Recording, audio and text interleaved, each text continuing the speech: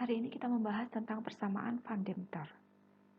Efisiensi pemisahan dapat juga dinyatakan dalam bentuk HETP yang merupakan kepanjangan dari Height Equivalent to a Theoretical Plate.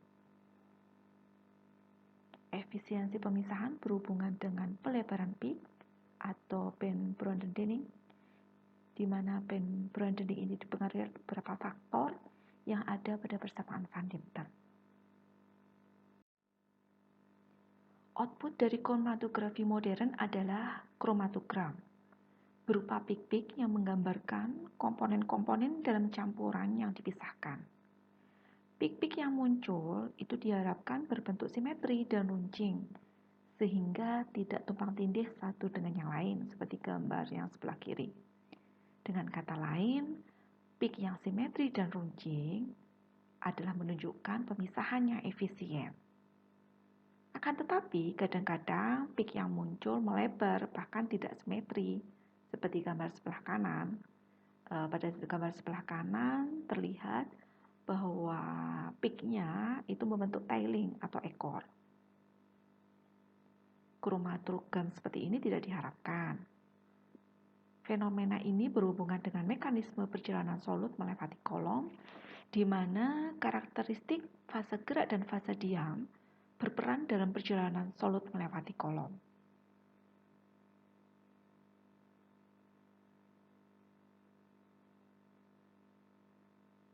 Nantinya akan kita bahas faktor-faktor yang menyebabkan terjadinya pelebaran pik kromatogram atau yang dikenal dengan band broadening.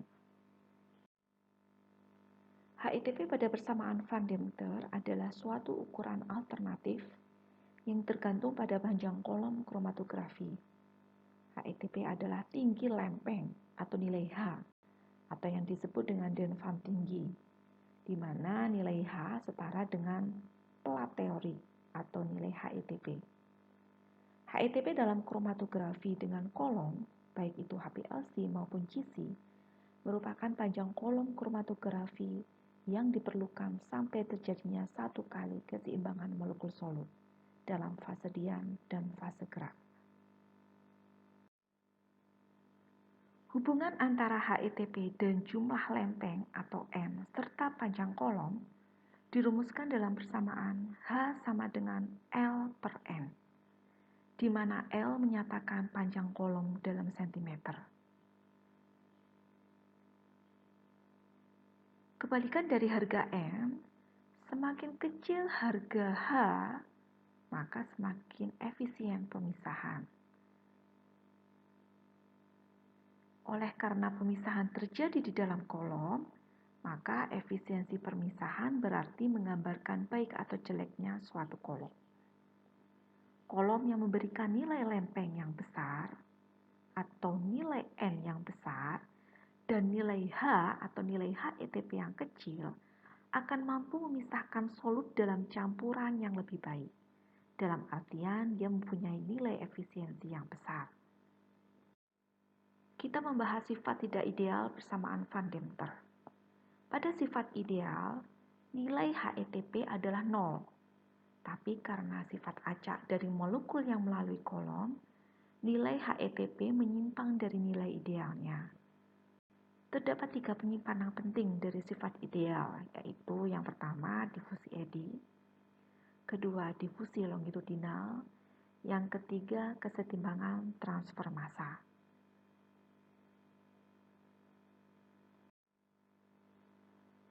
Studi teoritis terhadap pelebaran peak atau band broadening oleh Van Deventer, seorang ahli teknik kimia dari Belanda tahun 50-an, menghasilkan persamaan Van Deventer, yaitu H sama dengan A plus B per mu plus C kali mu, di mana mu ini merupakan kecepatan alir dari fase gerak.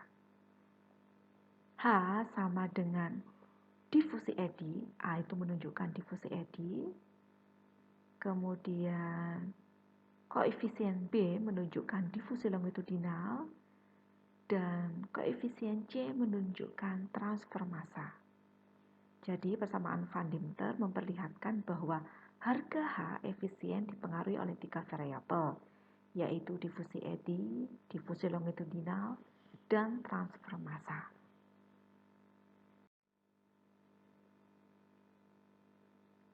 Kita membahas tentang persamaan Van Deventer yang pertama, yaitu difusi eddy. Dalam kolom kromatografi terdapat partikel-partikel zat padat sebagai fasa diam, contohnya silika. Difusi eddy menyatakan fungsi ukuran dan keseragaman partikel di dalam kolom kromatografi. Makin kecil ukuran partikel, maka akan memberikan kerapatan yang sempurna. Bila makin rapat, maka akan memberikan nilai A yang semakin kecil.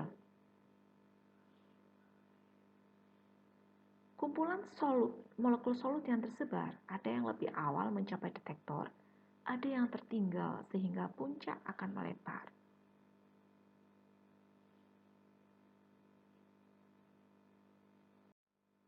Besar pelebaran peak akan tergantung pada ukuran partikel packing, bentuk partikel, dan keragaman penyebaran partikel di dalam kolom. Pada kolom yang baik, pengaruh difusi eddy ini akan kecil sekali dibandingkan dengan faktor lain, yaitu difusi longitudinal dan transfer massa. Jika A-nya kecil, A-nya mendekati 0, maka nilai A bisa diabaikan. Kita ulangi lagi bahwa difusi eddy itu tidak tergantung pada kecepatan alir fase gerak, tetapi tergantung pada ukuran diameter suatu partikel atau keseragaman dari partikel tersebut. Terlihat pada gambar bahwa di dalam kolom terlihat ukuran partikel yang tidak seragam. Ukuran partikel yang tidak seragam ini akan menyebabkan terjadinya pelebaran peak. Kadang memang ukuran partikel pengisi kolom itu tidak merata. Sebagian ada yang berukuran besar, sebagian lagi ada yang berukuran kecil. Dengan demikian, celah-celah yang mungkin dilalui oleh molekul-molekul solut menjadi bervariasi. Ada celah yang besar dan ada celah yang kecil. Akibatnya, panjang jalan yang harus dilalui oleh molekul solut menjadi bervariasi pula. Ada yang lurus dengan jalan yang pendek, atau mungkin ada yang berbelok-belok dengan jalan yang panjang.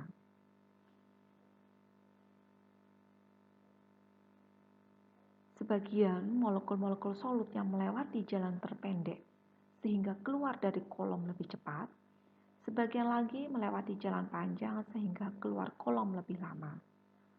Perbedaan waktu tempuh molekul-molekul tercepat dan molekul-molekul terlambat menyebabkan adanya pelebaran peak.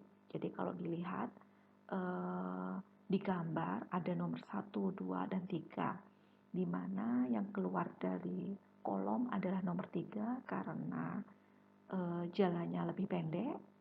Untuk yang nomor 2, bahkan yang nomor 1, jalannya dilalui itu berbelok-belok sehingga membutuhkan waktu lama untuk keluar kromatogram. Hasilnya, peak yang diperoleh terjadi pelebaran atau pelebaran peak. Kita bahas selanjutnya yaitu difusi longitudinal. Molekul solut akan cenderung berdifusi sepanjang gradien konsentrasi yang lebih rendah, yaitu ke arah depan dan belakang pita solut.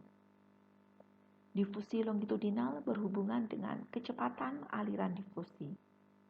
Dalam cairan, difusi jauh lebih lambat daripada difusi dalam gas, sehingga faktor B kurang penting pada kromatografi yang menggunakan fase gerak cair.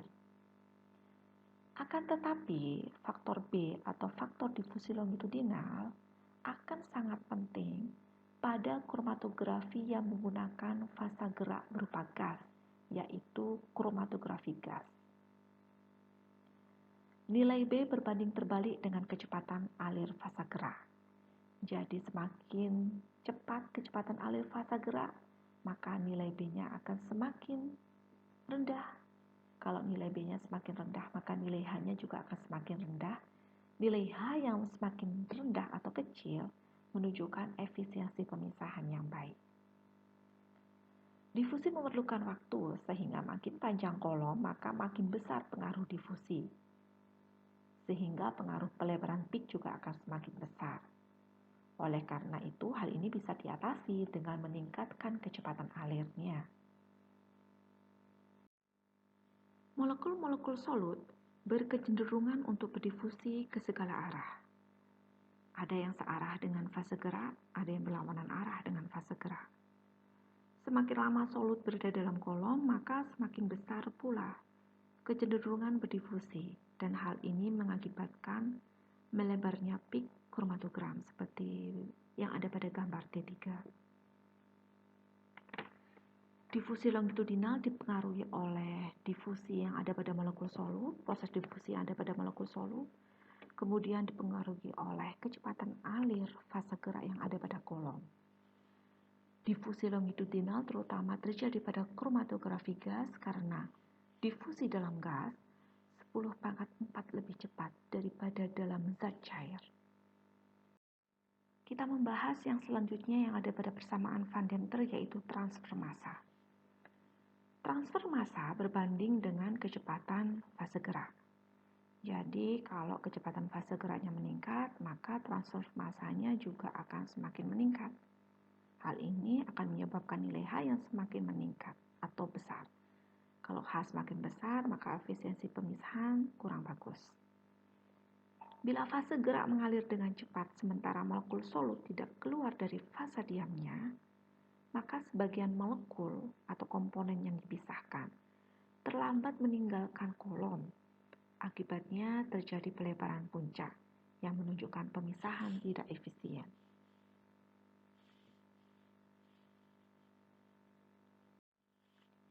Jadi sebagian molekul solut itu berada dalam fase gerak dan sebagian lagi berada dalam fase diam.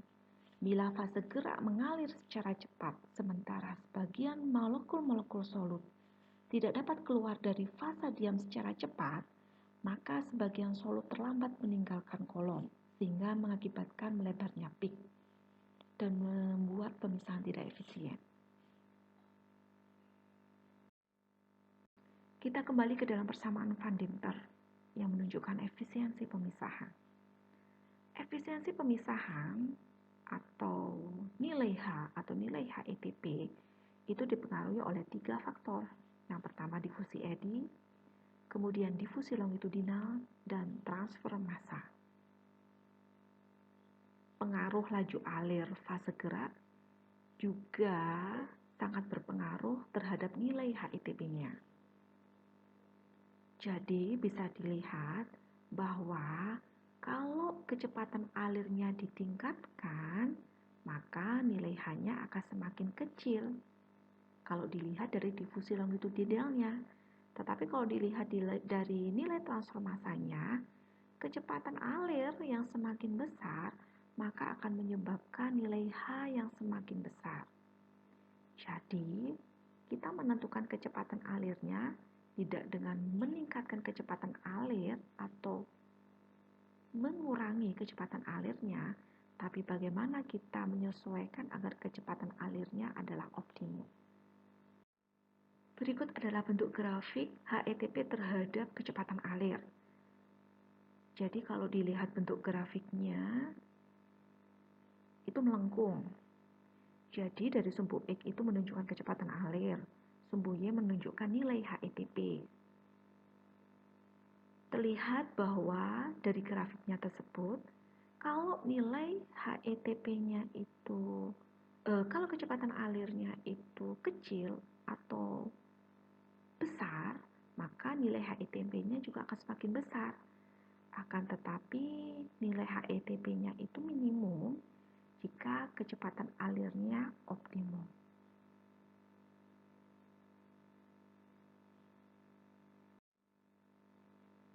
Bagaimana cara memperkecil nilai H agar mendapatkan efisiensi pemisahan yang baik?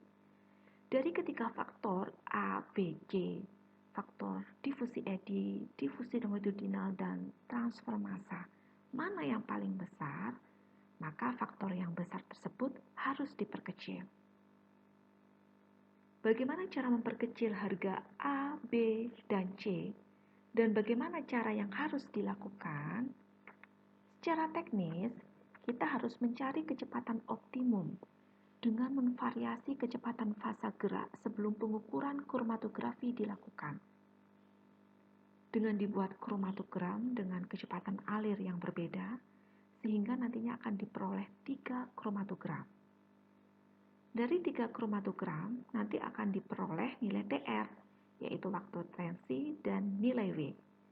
Sehingga dari dua nilai ini tadi, maka nilai H dapat dihitung melalui persamaan di bawah. Dari 3 kromatogram setelah dicari nilai H-nya, akan diperoleh nilai H yang paling kecil. Nilai H yang paling kecil tersebut, maka kecepatan alir tersebut yang digunakan karena dianggap mempunyai kecepatan alir yang optimum. Selanjutnya, kecepatan optimum yang diperoleh tersebut diterapkan pada pengukuran selanjutnya. Mengatur harga HETP dengan cara menjaga kecepatan alir dengan menggunakan kecepatan alir optimum pada HETP minimum sesuai grafik yang sudah saya jelaskan sebelumnya. Tujuan utama dari kromatografi adalah memisahkan komponen-komponen campuran secara sempurna. Derajat pemisahan dua komponen campuran dalam proses kromatografi dinyatakan dengan istilah resolusi. Untuk mendapatkan resolusi yang baik, maka mengurangi kendala pada HETP dengan cara yang pertama, menentukan fase penunjang yang terdiri atas butiran yang halus dengan ukuran misalnya 80-100 mes atau 120-200 mes yang seragam dan berpori-pori. Kemudian yang kedua yang bisa dilakukan yaitu menentukan kecepatan alir gas pembawa yang optimum. Kemudian menggunakan fasa gerak dengan berat molekul yang besar seperti N2 atau nitrogen, kecuali untuk aliran yang cepat, maka digunakan H2 atau helium. Kemudian fase cair yang digunakan sebagai pelapis fase diam harus mempunyai viskositas yang lebih rendah. Hal ini disebabkan agar molekul-molekul solut tidak tertahan lama di dalam kolom. Perbedaan tekanan gas yang masuk dan keluar kira-kira sama. Misalnya 1,5 sampai 2,5 atmosfer dan juga digunakan suhu terprogram. Jadi biasanya untuk menentukan tekanan dan suhunya itu sudah ada di alat instrumennya. Tinggal dipilih saja mau digunakan berapa besar. Kemudian kolom yang digunakan itu panjang dengan diameter yang kecil agar diperoleh pemisahan yang baik.